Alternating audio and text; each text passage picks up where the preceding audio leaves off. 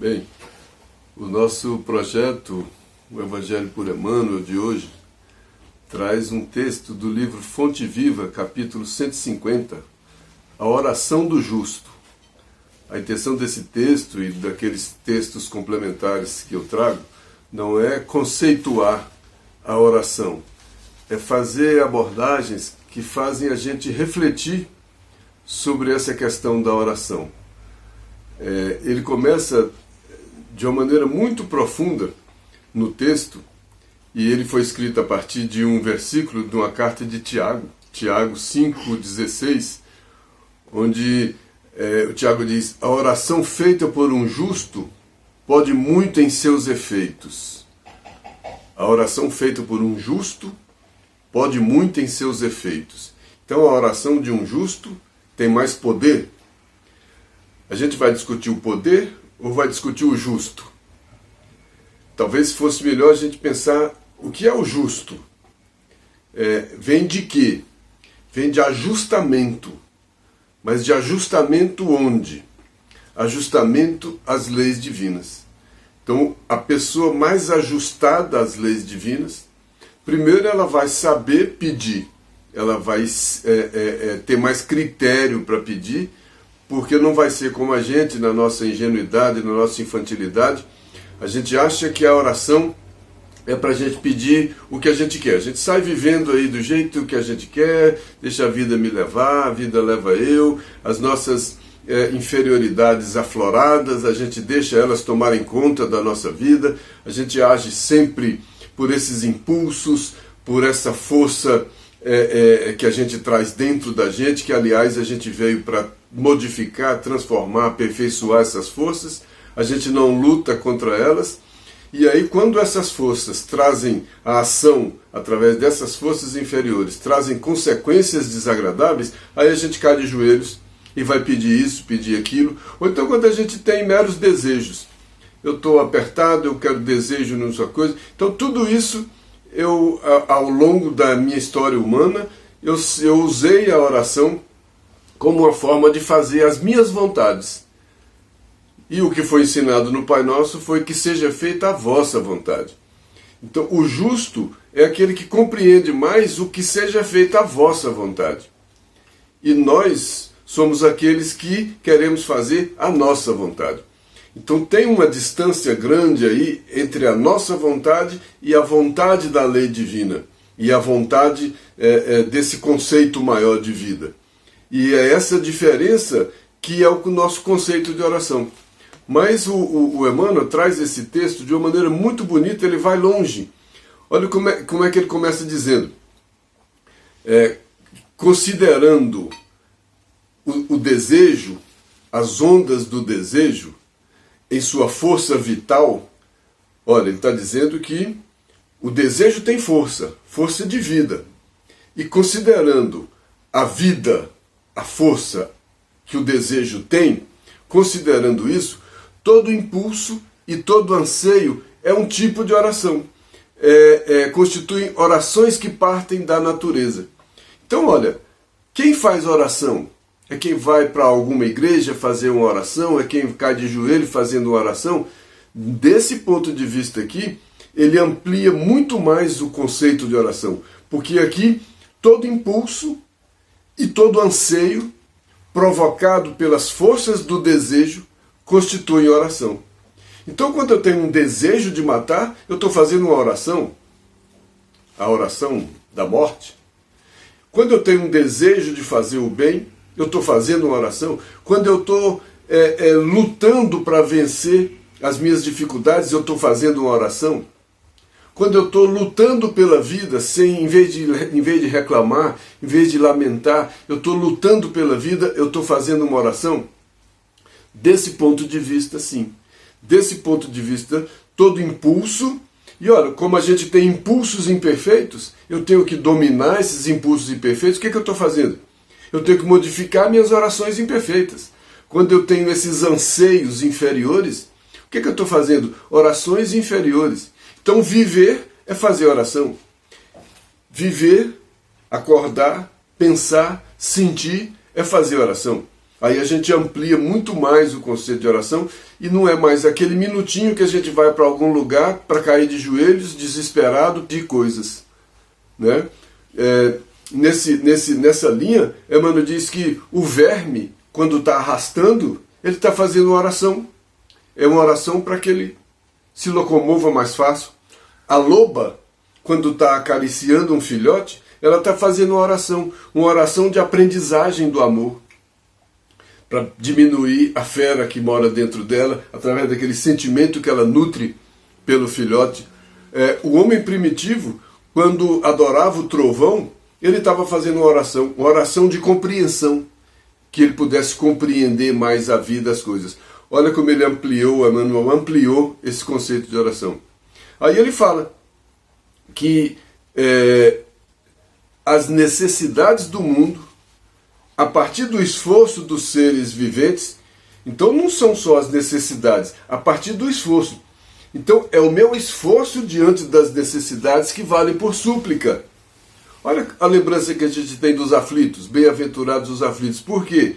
Porque eles têm força, fazem um esforço diante das dificuldades. Agora, se eu não faço o esforço diante da dificuldade, eu estou prejudicando essa oração, que a oração não é aquilo que eu falo, é aquilo que eu sinto, aquilo que eu penso e aquilo que eu faço, né?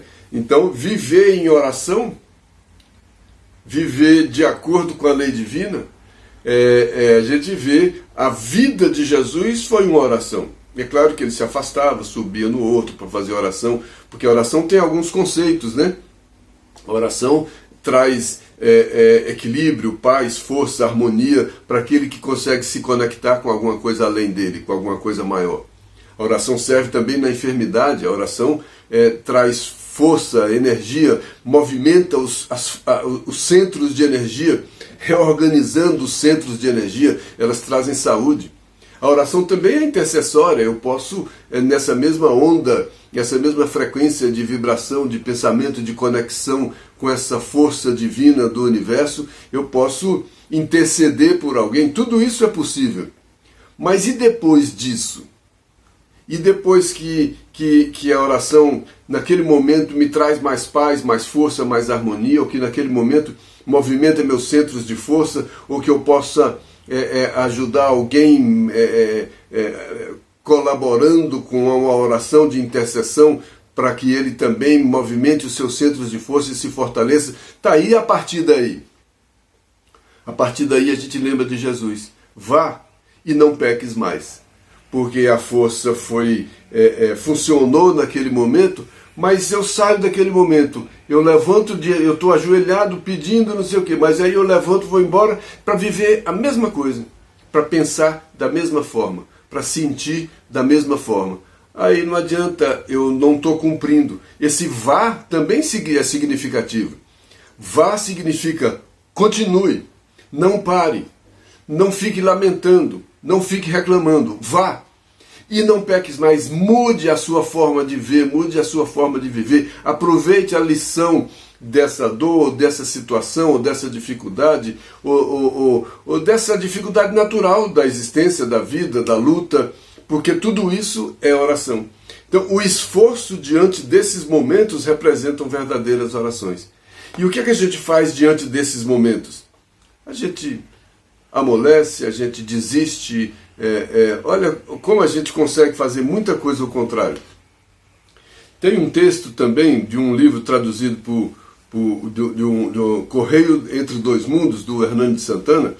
Ele diz que orar, longe de ser atitude esporádica de alguns poucos, olha, antes de ser atitude esporádica, daqueles momentos de dor, de dificuldade, de desespero, que eu preciso de socorro, antes de ser somente isso, ela é um exercício de todos, a todos os instantes.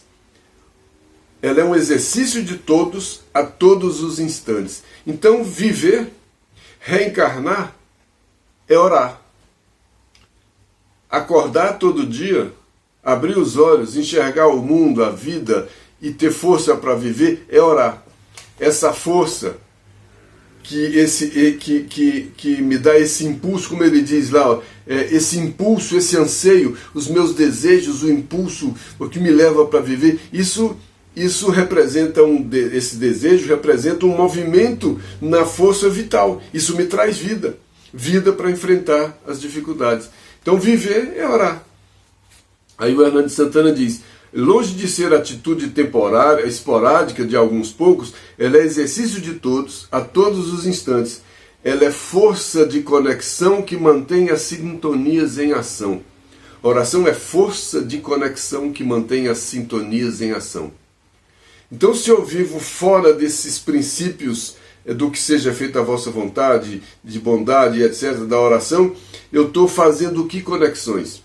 Então, eu vivo em que conexões? Eu vivo em conexões inferiores ou eu tento melhorar as minhas conexões? Quando eu estou buscando uma vida melhor, uma vida mais equilibrada, mais harmoniosa, mais justa, que quer dizer mais ajustado à lei divina, eu estou modificando, transformando, aperfeiçoando a minha oração. Então a vida é uma oração. Viver é orar. Não é somente cair de joelhos nos momentos de desespero, embora a gente pode sempre, nos momentos de desespero, de dor, de doença, tentar entrar em conexão com essas forças maiores, para que a gente tenha mais harmonia, mais equilíbrio, mais coragem e etc. Então essa oração não é só cair de joelhos, ela é um exercício de todos. Então, ora quem crê, ora quem não crê, ora quem está querendo orar, ora quem não está querendo orar. Desse aspecto, quem vive, tanto faz ser crente como materialista, está orando.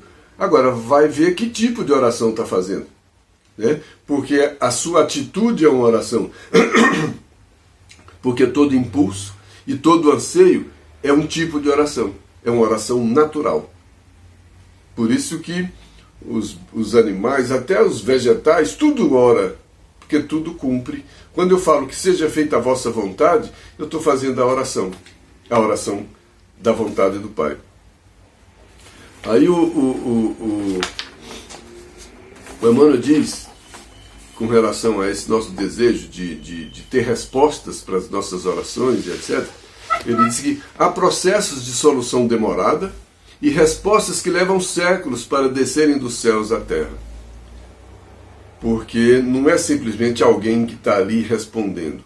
É uma lei que é necessariamente e infalivelmente cumprida, de causa, de consequência e etc. E tem os tempos, e tem uma série de coisas ajustadas nessa lei, que não vai ser, eu não vou quebrar essa lei divina. Mas de todas as orações que se elevam para o alto, o apóstolo Tiago, destaca a do homem justo como sendo investida de intenso poder, porque ele sabe pedir. Jesus também falou isso.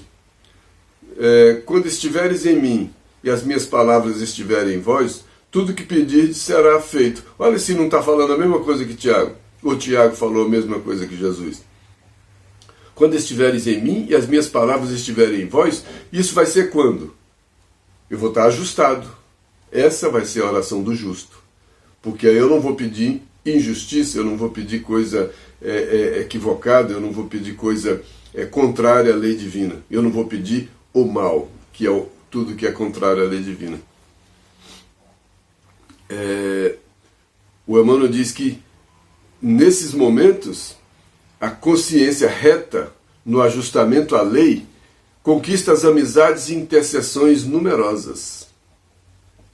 Porque vem esses auxílios do alto, trazidos pela nossa conexão, pela nossa sintonia. E quem dá a sintonia é aquilo que a gente sente, aquilo que a gente pensa e aquilo que a gente faz. Tem um texto do livro Vinha de Luz, O Remédio Salutar. O Emmanuel, nesse texto, diz o seguinte: a cura jamais chegará sem o reajustamento íntimo necessário. Pode vir uma força, pode vir algum momento de refrigério, algum momento de alívio, mas a cura. Por isso Jesus falou, vá e não peques mais. Porque se for e continuar errando, não cura. Porque o que deu a causa da doença, não foi um castigo, não foi uma injustiça, a causa da doença foi dada por aquele que está doente. Ele é a causa. Emmanuel diz, somos em nós o nosso maior problema. Então não tem injustiça, eu não estou pagando alguma coisa de alguém. Não tem dívida que foi transferida para mim. Não tem consequência que alguém transferiu para mim. O que eu vivo, as coisas que eu vivo são consequências da minha própria vida. Pode ser de agora, pode ser de antes, pode ser, mas são consequências das minhas atitudes, das minhas escolhas, da minha vida, né? E essa cura é viver isso, é superar isso, é reequilibrar isso. E fazer isso é oração. Quando eu cumpro a vontade do Pai, que é cumprir essa lei, que eu vivo de acordo com aquilo que me diz respeito, quando eu cumpro meus deveres de acordo com a minha consciência, eu estou fazendo uma oração. Aquela que eu necessito fazer. Porque eu estou usando o meu esforço, minha capacidade, os meus desejos, meus anseios, de um ponto de vista conforme a lei divina. Então a minha oração está conforme a lei divina.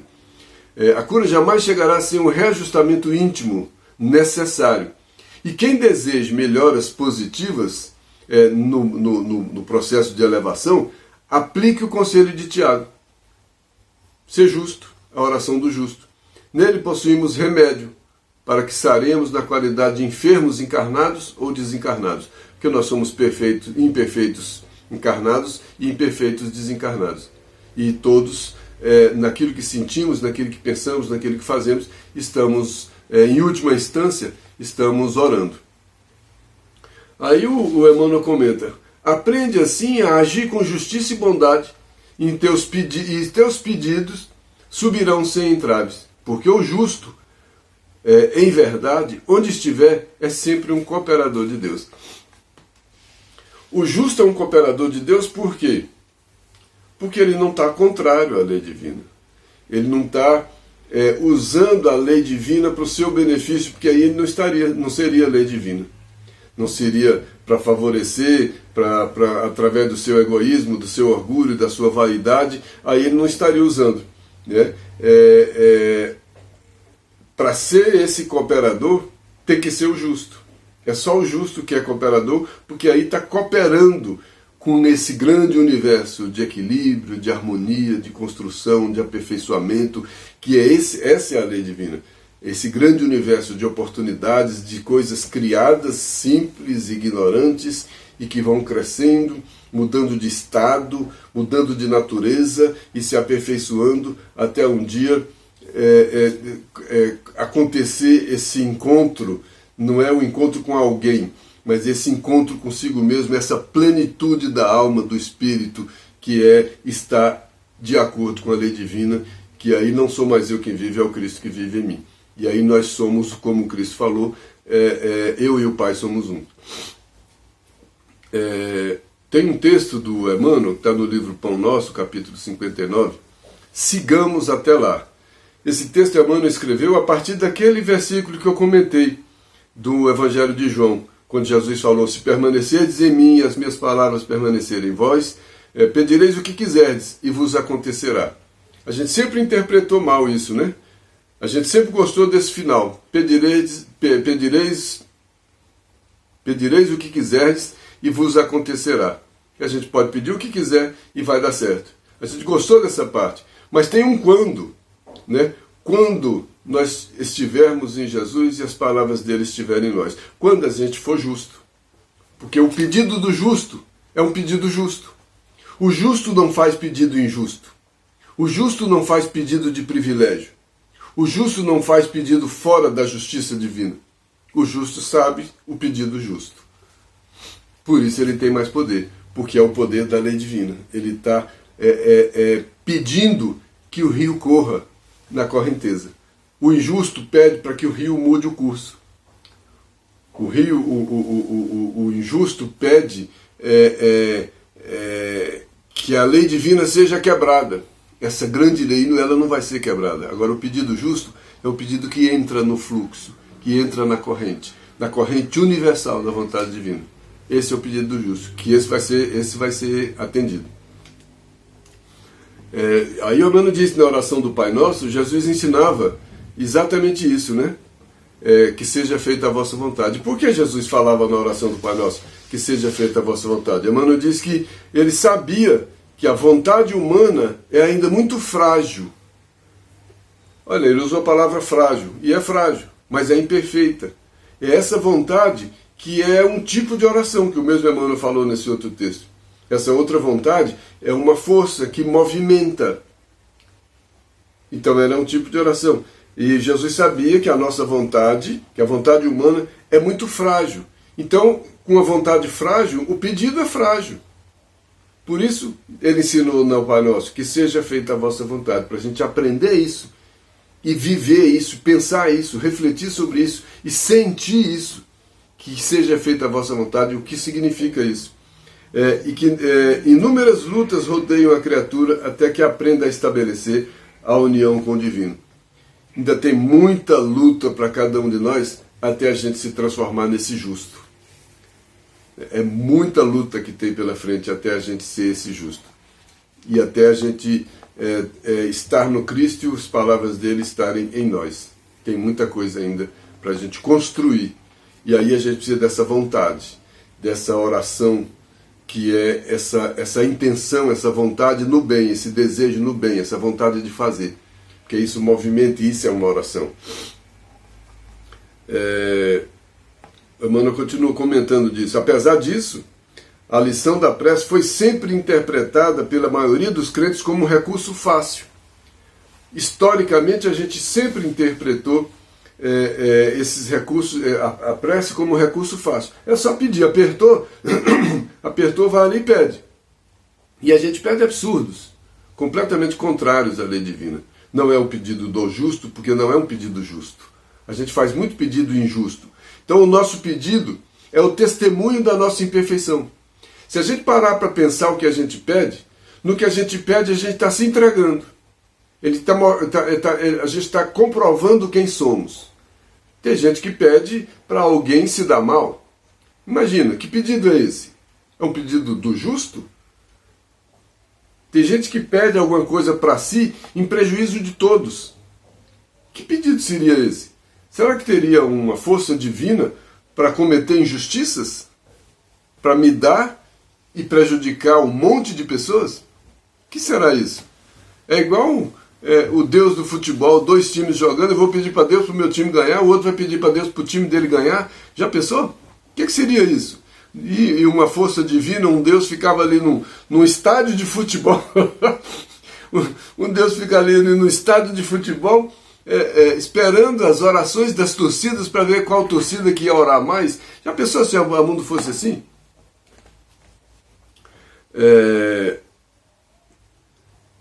A lição da prece foi sempre mal interpretada pela maioria dos crentes como recurso fácil de obter, né? Muitos pedem determinados favores e recitam maquinalmente fórmulas verbais.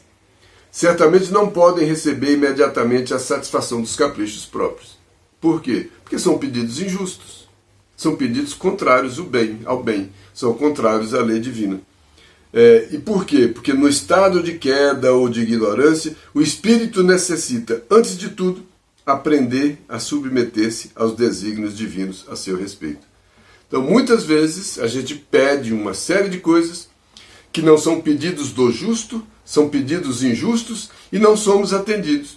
Por quê? Porque a gente está precisando, antes de ser atendido aos nossos caprichos, antes de serem atendidos os nossos caprichos, a gente precisa aprender o quê? A submeter-nos à vontade divina, à lei, aos desígnios, aos desígnios divinos ao nosso respeito. E a gente pede isso no Pai Nosso, que seja feita a vossa vontade. Tem uma tradução do Guilom Ribeiro, que foi uma publicação da FEB de 81, no limiar do etéreo. Olha que coisa bonita. Ser perfeitamente justo é atributo da natureza divina. Ser perfeitamente justo é atributo da natureza divina.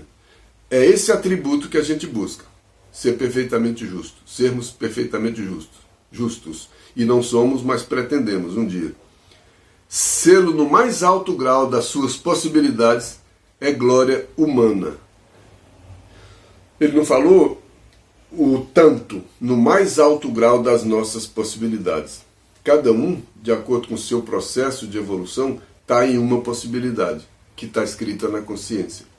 Então essa possibilidade de cada um tem que ser justo nessa medida, na medida da nossa consciência, que é o mais alto grau das nossas possibilidades. Se eu já enxergo alguma coisa, mesmo que a sociedade ainda não enxergue, mesmo que a lei humana ainda não determine, mas eu já enxergo pela minha consciência, eu devo obedecer, porque aí está o mais alto grau das minhas possibilidades, aí está o pedido do justo. E tem um texto também para a gente encerrar, do livro Fonte Viva, capítulo 86, estás doente? A gente sempre pede muito na doença, né? Aí o Emmanuel pergunta, que gênio milagroso, olha só, quem é que viria fazer um milagre e me dar equilíbrio orgânico, vai me curar perfeitamente, se você não sabe calar, desculpar, se não ajudas, se não compreendes, se não te humilhas para os desígnios superiores, se não entende a lei divina, nem procuras harmonia com os homens. Olha só, se você é um injusto, se você não é um justo, se você vive de maneira injusta, quem será que vinha atender o seu pedido? Que gênio milagroso seria esse que vai te trazer a saúde permanente se você não busca essa saúde através dos seus comportamentos? Então a saúde do organismo é uma busca humana e é de cada um, ela é justa também. Por mais se apressem esses socorristas do plano espiritual ou da terra em seu favor, devoras as próprias energias, vítima imprevidente de suicídio indireto. Então viver de maneira injusta, viver de maneira contrária à lei divina, de certa maneira ele classifica aqui como um suicídio indireto. Olha que coisa louca. Bom, o texto era esse, a oração do justo. E a gente já leu esse texto com tanta ingenuidade, né? E a gente vai continuar sempre aperfeiçoando os nossos entendimentos, à medida em que a gente vai lendo, vai aperfeiçoando, pegando o auxílio desses espíritos mais velhos, mais esclarecidos. Esse espírito Emmanuel, através do Chico e vários outros, Joana de Ângeles e tantos outros, Humberto de Campos, trazem lições do Evangelho muito ricas, muito ricas. E a gente vai compreendendo melhor essas palavras de Jesus, e essas palavras compreendidas vão nos transformando em pessoas mais justas. Aí a nossa vida, o nosso dia a dia, o nosso pensar, o nosso sentir, o nosso impulso de vida, a nossa vontade de viver, a nossa força para viver, passa a ser uma coisa mais justa, passa a ser um movimento mais de acordo com a lei divina. Menos de reclamação, menos de injustiça, menos de imperfeições e mais aproximados dessa lei divina, do que seja feito à vossa vontade. Aí aos poucos, a nossa vida, a nossa oração ampla vai se tornando mais justa. E aí tudo o que a gente pedir vai ser feito, porque a gente vai saber pedir, porque a gente vai pedir dentro do fluxo da natureza, do fluxo do rio, das águas, dos mares, do vento, de tudo que está nessa natureza, que é perfeita e é equilíbrio e harmonia. Que Deus nos abençoe.